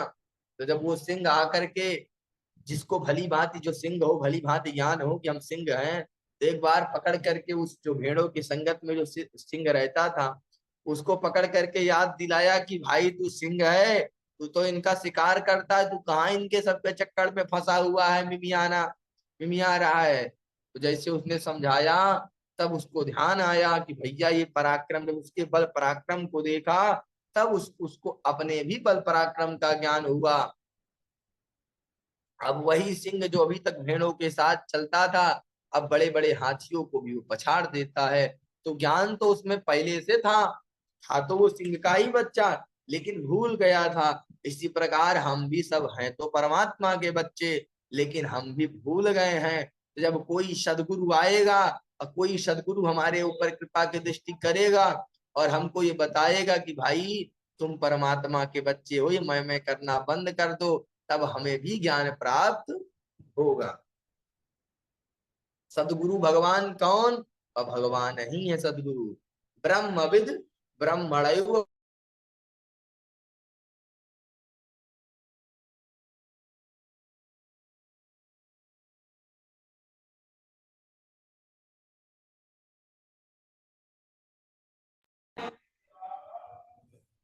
ब्रह्म तत्व का जिसे बोध हो जाए वो साक्षात भगवान ही हो जाए। थोड़ा कॉल आ रही जी। अब हमारे सामने जी चालू है रिकॉर्डिंग, अनिल जी? चालू है जी। जी चालू है ना? हाँ जी। जी। परमात्मा कभी भी हमारे सामने आकर ये नहीं कहता कि भाई मैं भगवान हूँ। वो सदगुरु के रूप में प्रकट होकर के ज्ञान करवाता है। वो बताता है कि भैया तुम हो शेर के बच्चे, मैं करना बंद कर दो। तुम भेड़ों के संग में रह के ये मिमियाना जो प्रारंभ कर दिया है, इसको बंद करो। तब हमको भी ज्ञान होता है कि अब उसके पराक्रम को हम देखते हैं, किसी सदगुरु को देखते हैं कि बढ़िया खुशहाल बैठा आनंद में, तब हमें भी पता चलता है कि भैया हम भी परमात्मा के बच्चे हैं। उसके पहले हम लोग भी यहाँ रह रहे के मेरा मकान, मेरे बच्चे, ये मेरी गाड़ी, साम मैं कर रहे हैं। लेकिन जब तक हमें तत्व ज्ञान नहीं हुआ तब तक मैं, कहते हैं ब्रह्मविद ब्रह्मणैव भवते। ब्रह्म तत्व का बोध जिसे हो जाता है वह साक्षात ब्रह्म स्वरूप ही हो जाता है। जिसको ब्रह्म तत्व का बोध हो गया वो ब्रह्म स्वरूप ही हो जाता है, परमात्मा के सदस्य हो जाता है। तो ऐसा सामर्थ्यवान सदगुरु जब हमें मिलेगा तब वह आत्मबोध का कराता है, तब ये प्रपंच हमसे छूटता है। तब हम अपने वास्तविक घर को पहचान कर दुनियादारी का घूमना बंद करके अपने घर वापस लौट जाते हैं। इस प्रकार देवर्षि नारद ने पुरंजनोपाख्यान के माध्यम से जीव को वास्तविक परिचय करवाया कि हम क्या हैं, हमारा किस प्रकार संबंध है, आत्मा और परमात्मा का क्या संबंध है। इस प्रकार बड़ा सुंदर ज्ञान देवर्षि नारद ने दिया और उनको अधिकारी इसी के बाद हिंसा मार्ग से निवृत्त हो गए और अंत में परम पद के अधिकारी हो गए। तो हम सबको ये बात ध्यान रखनी है कि हिंसा का हमें हमेशा परित्याग करना है। अगर आपको कोई बताए कि आप इन देवी जी को ये बलि चढ़ा दीजिए, तो आप कभी भी कोई भी बलि न चढ़ाएं, क्योंकि कभी भी शास्त्र हमारा किसी को मारने का आदेश नहीं देता। हमारा शास्त्र हमेशा यही कहता है, वेद हमारा हमेशा यही कहता, सबका पालन करो। चाहे चींटी हो, चाहे कोई भी जीव हो, उसे जीने का अधिकार है। हमारे यहाँ किसी भी जीव को मारा नहीं जाता है। तो जो लोग ये सब मीट उट खाते हैं, इनको खाना अपने सनातनियों को बंद करना चाहिए, क्योंकि वो हमारी वजह से कट रहा है। अगर हम खाएंगे तो उसका पाप के भागीदार हम भी होंगे, क्योंकि वो हमारी वजह से कट रहा है। अब इन्हीं के, कहते हैं इन्हीं प्राचीन बरही के वंश में आगे चलकर इनके 10 बेटा हुए, जिन्हें प्रचेता गण कहते हैं। इन्होंने बड़ी तपस्या की, हरि और हर दोनों को प्रसन्न किया, भगवान भोलेनाथ को भगवान विष्णु को, दोनों को प्रसन्न किया। दोनों, और इन्होंने वृक्षों की कन्या वार्क्षी से विवाह किया और दक्ष जैसे प्रतापी पुत्र को जन्म दिया। दक्ष को पद सौंप कर, ये दूसरे दक्ष हैं, ये वो दक्ष नहीं है, दूसरे दक्ष हैं। दक्ष को राज सत्ता को सौंप कर तपस्या करने चले गए। रास्ते में देवर्षि नारद से भेंट हो गई। नारद जी ने पूछ लिया, महाराज ये बताइए कि भगवान सबसे जल्दी प्रसन्न कैसे होते हैं। देखिए, आज हर व्यक्ति का सब यही प्रश्न है कि भगवान सबसे जल्दी प्रसन्न कैसे होते हैं। तो आज हम लोग ये जान लें कि भगवान सबसे पहले जल्दी कैसे प्रसन्न होते हैं। प्रचेता गणों ने नारद जी ने प्रचेता गणों को क्या उपदेश दिया, इसको हमें श्रवण करना चाहिए। नारद जी ने कहा, भाई 3 बातों का अभ्यास कर लो, भगवान तुरंत प्रसन्न हो जाएंगे। वो 3 बातें क्या क्या हैं? तो नारद जी कहते हैं, दयया सर्वभूतेषु संतुष्टा येन केन वा सर्वेन्द्रियोपशांत्या च तुष्यत्या सुजनार्दन। भगवान बहुत जल्दी प्रसन्न हो जाएंगे, कब? जब सर्वभूतेषु दया, पहला सूत्र है जीव मात्र पर दया करो। दया किसे कहते हैं? परस्मिन बंधु वर्गे वा मैत्रे द्वेषो रूपौ तथा आपन्ने रक्षितव्यम तु दयेशा परिकीर्तिता। दया का स्वरूप स्वार्थ भरी नहीं होना चाहिए। अब कोई पराया हो या अपना हो, मित्र हो या प्रबल शत्रु हो, आपत्ति काल में उसकी सहायता करना ही दया का रूप है। जैसे मान लीजिए हमारा कोई शत्रु भी है, अगर कहीं एक्सीडेंट हो गया या कोई वो हो गई, तो हमारा कर्तव्य है कि हम उसका इलाज करवाएं, ये दया है। हमें उसके ऊपर हमें दया आनी चाहिए, स्वार्थ भरी दया ना हो। हम जैसे रास्ते में जा रहे हैं, रास्ते में कोई एक्सीडेंट हुआ है, बिखरा पड़ा है, अब हम कहते हैं कि हमको क्या मतलब है, हम लोग चले जाते हैं, तो ऐसा नहीं होना चाहिए, हमें दया करनी चाहिए। क्यों ही वो, क्यों हमारा शत्रु ही क्यों ना हो। स्वार्थ भरी दया ना हो कि आप वहां से छोड़ के चले गए, आगे बढ़े तो फोन आया कि आपका कोई रिश्तेदार था, आपने देखा नहीं, तब आप दौड़ करके आए और अब उसको ले जा रहे हैं, कि अपना संबंध जानने के बाद। तो ऐसी दया ना हो। दया कैसी हो? सबके प्रति स्वाभाविक दया हो। जीव मात्र पर दया करो, चींटी हो, कोई भी जीव हो, उस पर दया करें, उसका पालन करें। तो नारद जी कहते हैं सबसे पहले सूत्र है दया सर्वभूतेषु। तो उसके बाद दूसरा सूत्र क्या है? बोले संतुष्टा एन केनवा।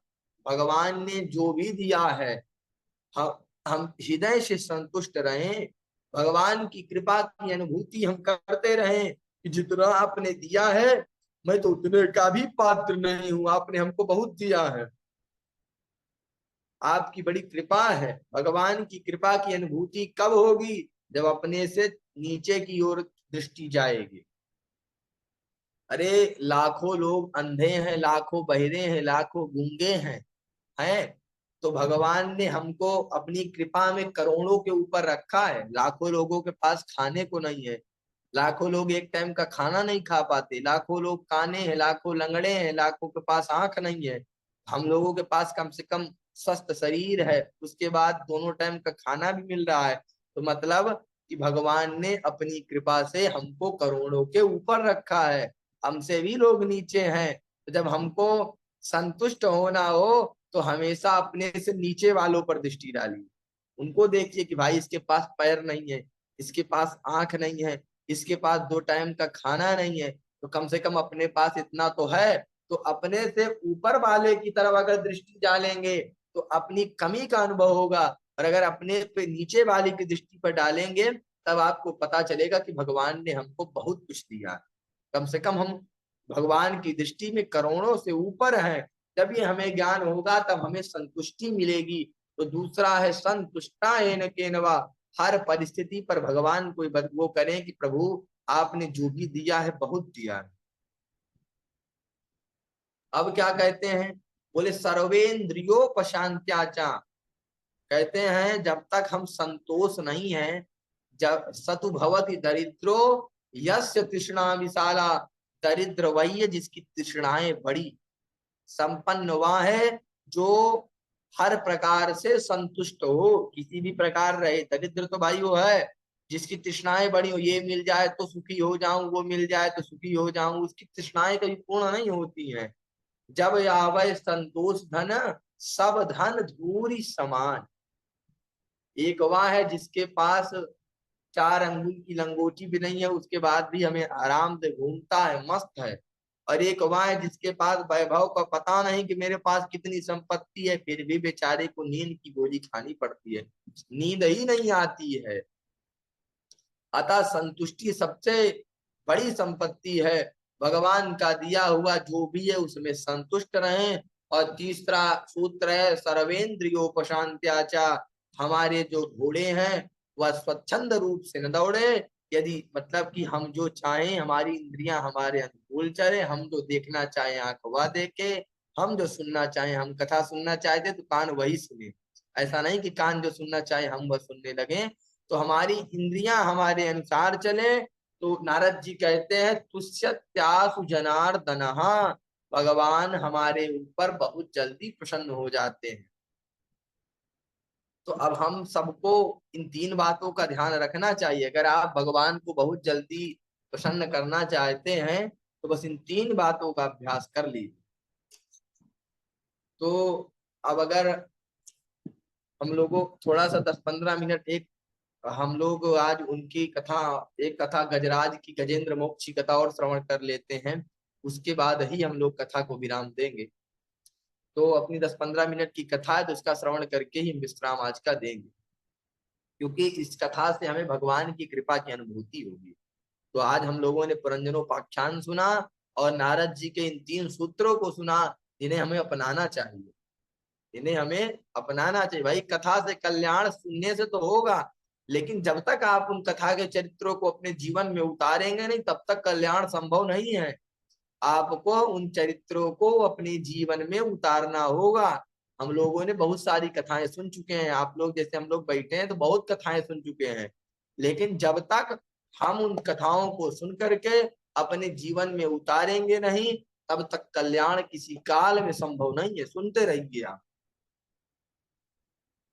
अब यहाँ पर सुखदेव जी कहते हैं, राजन, अष्टम स्कंद में इसकी कथा आती है कि एक त्रिकूट नामक पर्वत पर एक गजराज था, हाथी था। वो अपनी अनेक रानियों के साथ, उसकी तमाम पत्नी अनेक रानियों के साथ झुंड में विहार करता था। वो इतना बलशाली था वो हाथी कि बड़े से बड़े सिंह तक उसके दहाड़ से भाग जाते थे। अब शेर वैसे तो हाथी को परास्त कर देता है, लेकिन वो हाथी इतना बलशाली था कि वो शेर को भी हरा देता था। एक दिन भीषण गर्मी थी और गर्मी से एकदम वो हो गया, तो संतृप्त होकर के नदी में गया, एक जल सरोवर में स्नान करने गया, पानी पीकर प्यास बुझाई और वहीं पर जल में प्रविष्ट होकर के स्नान करने लगा। और स्नान में खूब सब अपने परिजनों के साथ कीड़ा करने लगा, खेलने कूदने लगा। अब वहीं पर एक ग्राह बैठा था और ग्राह ने तुरंत गज का पैर पकड़ लिया।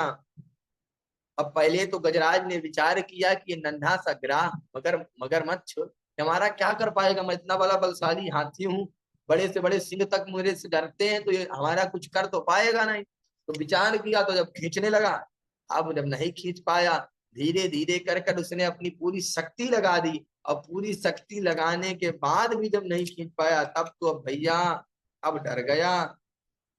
अपने जो उसकी रानियां थी, बच्चे थे, उनको इशारा किया कि भाई अब सहयोग करो, ये तो बहुत वो है, मैं तो सोच रहा था कि थोड़ा सा करूंगा, खिंचाऊंगा, लेकिन खींच नहीं पाया। उनसे सहयोग मांगा, तब उन्होंने सहयोग दिया, सब मिल करके खींचने लगे।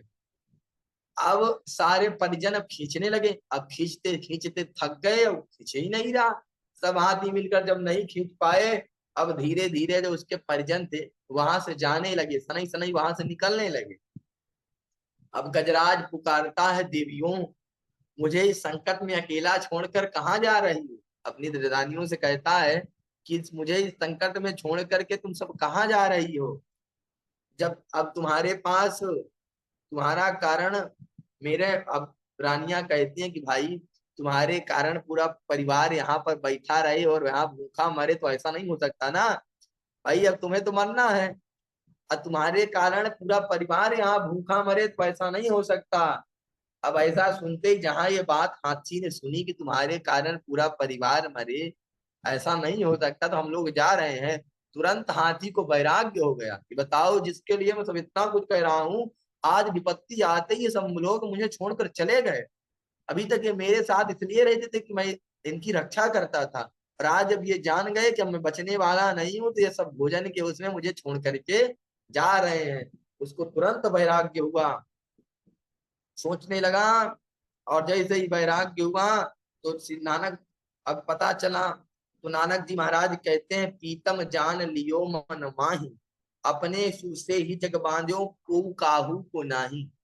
सब अपने सुख के लिए ही हम सब एक दूसरे से जुड़ते हैं, कि अपने सुख से ही जग बांध्यो, और को काहू को ना ही, कोई किसी का नहीं है इस जगत में। सुख में आन सबई मिल बैठत, और राहत चंदु दिस घेरे, और विपत पड़ी सबही संग छाणत, काऊ न आवत नेरे। तो हम लोगों के जीवन में भी जब विपत्ति आती है, तो कोई साथ नहीं देता, कोई भी। अंततोगत्वा परिजन की सेवा करते करते हम लोगों की थक जाते हैं, फिर भगवान से दुआ मांगने लगते हैं कि प्रभु अब आप इनको ले जाएं, अब इनके लिए यही सही रहेगा, अब आप इनको ले जाएं। हम लोग देहाभिमान लिए हाथी की तरह बैठे हैं, परंतु जब मृत्यु रोगी मगर पैर पकड़ता है, जकड़ता है, चला जाता है, परिजनों को भी एक सीमा है, अंततोगत्वा वो सब हार जाते हैं कि भैया प्रभु अब इनको ले जाओ, थक जाते हैं, तो प्रति छूटती नहीं है। गजेंद्र ने सब समझ लिया कि भैया ये घर परिवार सब मेरे कुछ नहीं है, जब तक मेरा स्वस्थ शरीर था तब तक ये थे, अब आज मुझ पे संकट आया, ये सब छोड़ करके चले गए। तुरंत सबसे चित्त हटा करके गोविंद में चित्त अपना चरण कमलों पर लगाया, और भगवान को प्रणाम करता हुआ बड़ी अद्भुत स्तुति करता है। परंतु एक बात थी, इसने स्तुति तो की, लेकिन इसकी स्तुति पर किसी का नाम नहीं आया।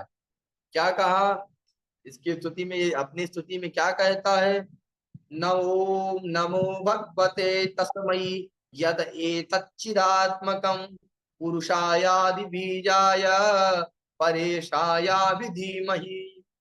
गजराज बोला, जो समस्त जगत का मूल कारण है, जो समस्त जगन का मतलब पालन करते हैं, संग्रहण करते हैं, उस परम तत्व को मेरा प्रणाम है। वह कौन है, नाम किसी का नहीं लिया। एवं गजेन्द्रमुपवर्णित निर्विशेषम ब्रह्मादयो विविध लिंग विदाभिमानः नीते यशो नीते यदोपसकुन। मतलब उसने स्तुति की और उसने किसी का नाम नहीं लिया। अब ब्रह्मा जितने देवता थे सब सोचने लगे, भाई हमारा नाम लिया नहीं तो हम क्यों जाएं। अगर हमारा नाम लेकर के हमको पुकारता, सारे देवता सोचने लगे, अगर हमारा नाम लेकर के पुकारता होता तो हम जरूर जाते, लेकिन हमारा नाम तो इसने लिया नहीं, पर नाम किसी का नहीं लिया। तो अब इस ये स्तुति किसकी मानी जाए भाई, जब किसी का नाम नहीं लिया तो ये स्तुति किसकी मानी जाए। अंत में प्रभु ने निर्णय लिया, भगवान ने सोचा कि अब अगर ये स्तुति किसी की नहीं तो ये हमारी। भगवान ने सोचा कि अगर ये स्तुति किसी की नहीं है तो ये हमारी है, और क्योंकि जो वस्तु किसी की नहीं होती वो सरकार की होती है, तो भगवान ने कहा कि अभी ये स्तुति किसी की नहीं तो ये हमारी है। तुरंत भगवान ने अपना नाम सुने बिना ही भगवान दौड़ पड़े कि भाई जो किसी की नहीं है वो हमारी है, जो वस्तु किसी की नहीं वो सरकार की है, वो वस्तु सरकार की होती है। तुरंत भगवान ने अपना नाम सुने बिना, अपना नाम उन्होंने नहीं सुना, बिना नाम सुनते ही भगवान दौड़ पड़े गजेंद्र को बचाने के लिए, गरुड़ पर आरूढ़ होकर दौड़ पड़े। और जब गजेंद्र ने देख लिया कि अब प्रभु आ रहे हैं, तब उसने गोविंद का नाम लिया, तब उसने नाम लिया। क्या कहता है, शोन्ता सरश्रुबलेन गृहीतयार्तो दृष्ट्वा गरुत्मति खरिं खौपात चक्रम उक्षिप्य शाम्बुजकरं गिरमाह कृच्छान नारायणाखिल गुरो भगवान नमस्ते। जब उसने देख लिया, तब करुण में चढ़कर नारायण मेरी रक्षा के लिए आ रहे हैं, तब भगवान की स्तुति करता है। और भगवान कमलाकांत के चरण में एक नदी से एक कमल वहीं से निकालता है और भगवान के चरणों में समर्पित कर देता। अब देखिए भगवान, अब भगवान ने देखा कि भाई अब तो ये बिल्कुल डूबा जा रहा है, तो भगवान ने तुरंत अपना सुदर्शन चक्र निकाला और तुरंत उस ग्राह का उद्धार कर दिया, काट दिया ग्राह को, ग्राह मर गया और इसका उद्धार कर दिया। भगवान ने इसके सूंड को पकड़ा और बाहर निकाल खींच लिया। जैसे ही हाथी बाहर निकला तो मगर भी, भाई पहले तो जैसे खींचा मगर भी पैर की तरह खींचा चला आया। भगवान ने उसका वध कर दिया, सुदर्शन से मार दिया, मुख को फाड़ दिया। एक शंका होती है, क्या शंका होती है, कि संकट में गजराज था, संकट में गजराज था, उसी ने गोविंद को पुकारा, पर गोविंद आते आते सबसे पहले उद्धार किसका किया, बोले ग्राह का किया। भाई संकट में तो गजराज था, उसने भगवान को पुकारा, लेकिन भगवान आने के बाद क्या करते हैं, पहले उसको सुदर्शन चक्र से काटते, मतलब पहले उसका उद्धार करते हैं। ऐसा क्यों भाई, ऐसा क्यों हुआ, तो इसका समाधान देते हैं कि मानो प्रभु कहना चाहते हैं, क्या कहना चाहते हैं, कि जिसने मेरे चरण पकड़े हैं उसका उद्धार तो होगा, लेकिन उसका उद्धार तो होना ही होना है, पर जिसने मेरे भक्त के चरण पकड़े हैं पहले उसका उद्धार होगा। भाई हमारी जो भक्ति कर रहा है, हमारे जो चरण पकड़ा है उसका उद्धार तो होगा ही होगा, इसमें कोई संदेह नहीं है, लेकिन जो हमारे भक्तों का चरण पकड़े बैठा है उसका पहले उद्धार होगा। तो जब हम सत्पुरुष संतों के पास जाते हैं, इसीलिए हम लोग संतों के चरण पकड़े हैं बैठते हैं, क्योंकि वो भगवान का चरण पकड़े हैं और हम उनका पकड़ेंगे तो सबसे पहले संतों का उद्धार तो बाद में होगा, पहले उद्धार हमारा होगा। यहाँ ये समझना चाहिए। सुखदेव भगवान कहते हैं कि राजन, ये ग्राह और ग्राह कोई और नहीं है, ये कोई और नहीं है, ये पूर्व जन्म में श्रापित थे। ये जो ग्राह था वो पूर्व जन्म का हुहू नाम का गंधर्व था, हमेशा परिहास करता रहता था, मनोरंजन करता। देवताओं में कुछ ऐसे होते थे जो उनका काम था केवल मनोरंजन करना, सबको प्रसन्न रखते थे। कुछ गंधर्व थे विविध चेष्टाएं करते थे, क्योंकि इनका काम ही सबको हंसाना था।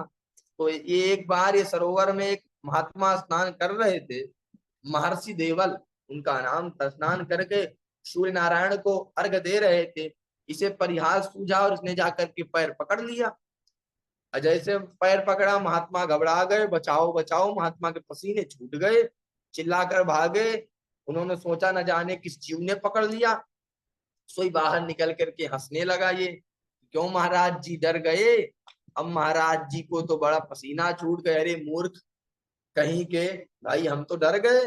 महाराज जी ने कहा, जा हम तुझे श्राप देते हैं, तू ग्राह बन जा। तुरंत गिड़गिड़ाता हुआ बोला, महाराज मेरा काम ही हंसाना है, मैंने किसी गलत भावना से आपका पैर नहीं पकड़ा था। मैं मेरा हमारा काम ही हंसाना है, तो मैंने हंसाने की उसमें से किया था, मुझे माफ करें। जब बहुत प्रार्थना की तो महात्मा ने कहा, जा इसी तरह तू पैर पकड़ते रहे ना, एक दिन पैर पकड़ते पकड़ते तेरा उद्धार हो जाएगा। तो वही हु नाम का गंधर्व ग्राह जन्म में इंद्रदुम्न नाम का राजा था। इसने अगस्त मुनि को देखकर अनदेखा कर दिया, प्रणाम नहीं किया। अगस्त जी ने क्रोधित होकर उसे श्राप दिया कि गज की तरह बैठा है जहां, हाथी बन जा। तब राजा अनुनय विनय की तो अगस्त जी ने कहा कि भाई हाथी तो बनोगे पर तुम्हारे भक्ति और भजन के संस्कार बने रहेंगे। इस प्रकार भगवान सभी मनमंत्रों में भगवान का अवतार होता है। तो अब आज यहीं से इस कथा को विश्राम देंगे। अगर किसी के मन में कोई प्रश्न हो तो आप लोग पूछ सकते हैं।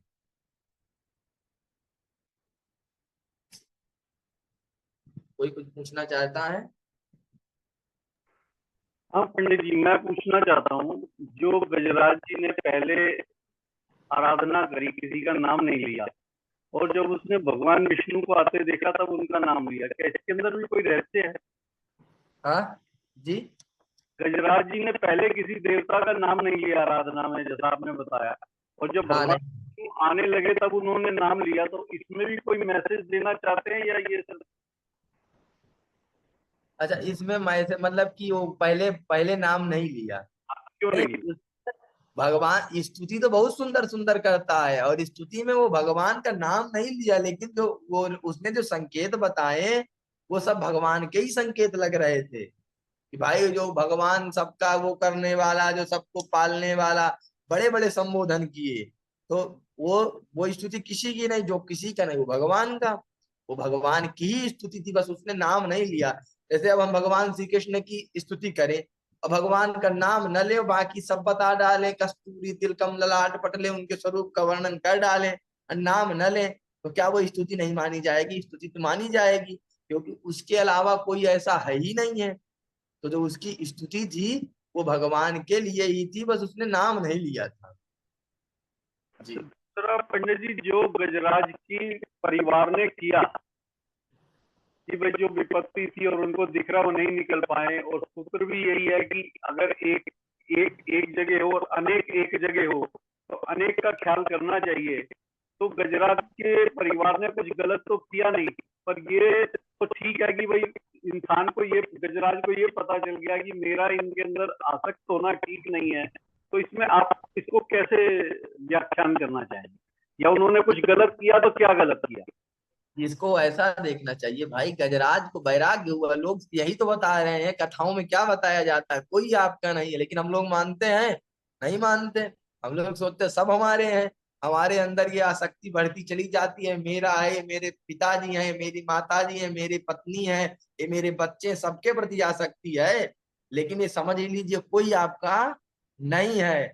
अब जब गजराज भी यही माने बैठा था कि ये सब मेरे हैं, लेकिन जब गजराज फंसा तो परिजनों की एक अपनी एक वो होती है, जब वो समझ गए कि भैया आप क्या करें, वो भाई उनकी भी गलती नहीं, कोई किसी का नहीं, इस बात को सीखना चाहिए, कोई किसी का नहीं है। जब वो थक गए कि अभी बचने वाला नहीं है और इसके कारण पूरा परिवार भूखा मरे, तो ऐसा नहीं होना चाहिए, तुरंत उसको छोड़ करके चले गए। तो अपनी दृष्टि से इसमें एक ज्ञान की बात निकलती है, कोई किसी का नहीं है।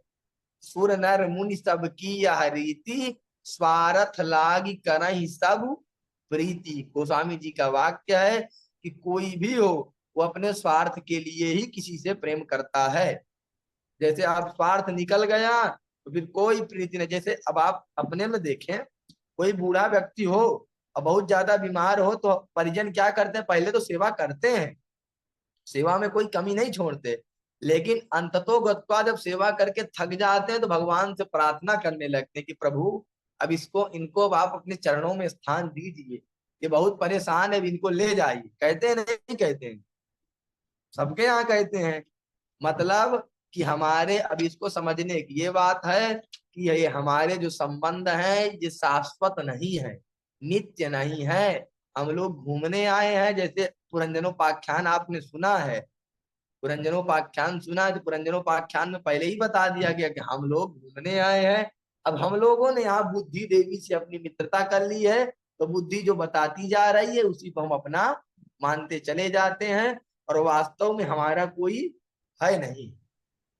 जी अब इसी के अंदर पंडित जी, जैसे हमने ये मान लिया कि कोई हमारा नहीं है और इसको सूत्र को लेके कोई अपनी जिम्मेवारी पूरा ना करना चाहे, परिवार तो हाँ, बना, तो इसका भी तो कोई कोई बैलेंस बताया होगा। जैसे चर्चा में पहले भी आया और सबकी जानकारी है, लेकिन हमें अपने कर्तव्य को तो नहीं छोड़ना चाहिए, पर हाँ। आसक्ति नहीं लगानी चाहिए। क्या यही नहीं, सूत्र कहता है? अब देखिए, कोई किसी का है नहीं इसका मतलब ये नहीं कि अब आपने शादी कर ली, कोई किसी का है नहीं इसका मतलब ये नहीं कि आपने शादी कर ली, बच्चे हो गए, अब आपने कहा भैया कोई किसी का नहीं है, मुझे कोई मतलब नहीं। अगर आपको ये ज्ञान हो गया कोई किसी का नहीं, तो आपको शादी ही नहीं करनी चाहिए, आपको परिवार बढ़ाना ही नहीं चाहिए, आप जाकर के आराम से भजन करते। अब परिवार का आपने शादी की है, बच्चे हैं, तो आपका ये धर्म है कि आप परिवार का भरण पोषण करें, ये जानते हुए।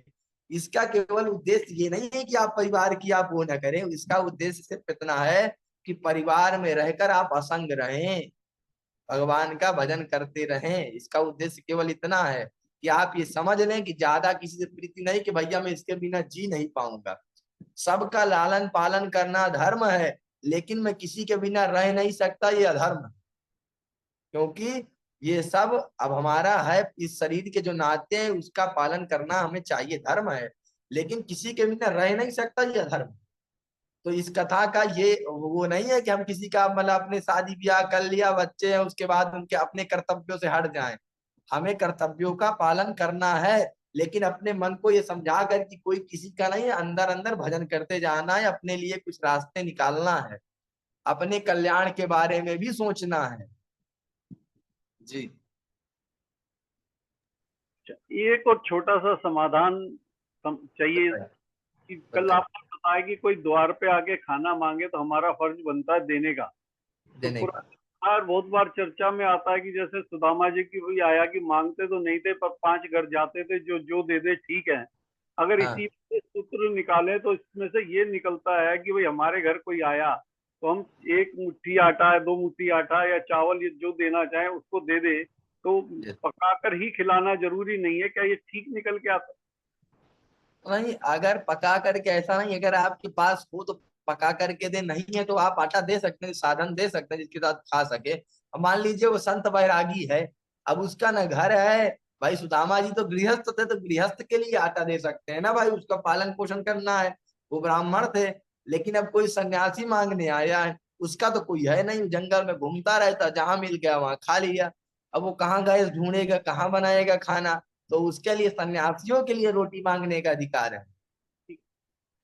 और वो 5 घर मांग सकते हैं, हाँ आप 1-2 रोटी भी दे सकते हैं, जरूर नहीं पेट भर खिलाएं, 1-2 रोटी भी दे सकते हैं। और 5 घर उसका अधिकार है, 5 घर वो मांग सकता है।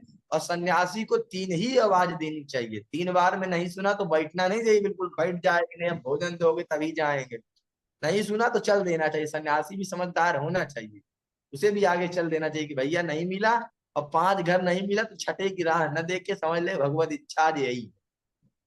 ठीक। जी। किसी और का कोई प्रश्न हो तो पूछ लीजिए। कोई कुछ पूछना चाहता है? नहीं, मेरे ख्याल कोई कुछ नहीं पूछना चाह रहा, तो समापन की तरफ चलें। जी कल कल हम लोग नवम स्कंद में थोड़ा राम जी की चर्चा करते हुए दसम स्कंद में भगवान श्री कृष्ण की चर्चा से 2 दिन अब भगवान श्री कृष्ण की ही चर्चा होगी, क्योंकि मेन चर्चा तो भगवान की है, लेकिन उसके पहले थोड़ा कुछ ज्ञान का, मेन तो भगवान का चरित्र ही है भागवत में, मेन तो दसम स्कंद ही है। लेकिन हम उसके पहले थोड़ा सा ये अपना एक समझ लीजिए एक बैठने का वो बना रहे थे कि इसके द्वारा थोड़ा सा ज्ञान हो जाए, तब हम भगवान के चरित्रों को समझ पाएंगे। वो बुद्धि नहीं है कि हम भगवान के चरित्रों को समझ लें। जी। तो कल फिर कथा प्रारंभ करते हैं, आज कथा को विश्राम देते हैं। ठीक। श्री कृष्ण गोविंद हरे मुरारी, हे नाथ नारायण वासुदेव। श्री कृष्ण गोविंद हरे मुरारी, हे नाथ नारायण वासुदेव। श्री कृष्ण गोविंद हरे मुरारी, हे नाथ नारायण वासुदेव। श्री कृष्ण गोविंद हरे मुरारी, हे नाथ नारायण वासुदेव। भगवान सुखदेव जी महाराज की जय।